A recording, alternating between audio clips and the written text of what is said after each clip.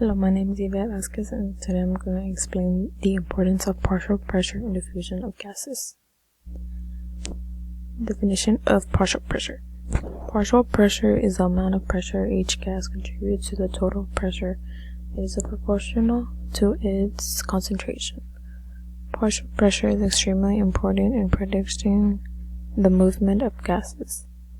Partial pressures are a method of referring to the relative amount of gases in a mixture, instead of using concentration. In any mixture of gases, each gas contributes to a portion of the total pressure. Gas exchange happens in the lungs.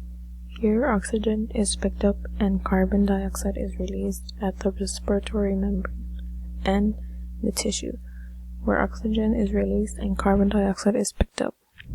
Some disorders that impair gas exchange are pneumonia, tuberculosis, atelectasis, and the acute respiratory distress syndrome.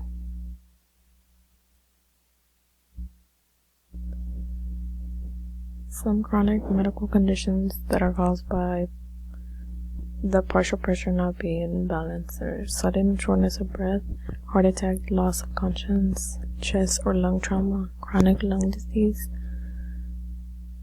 such as asthma. And these are my sources.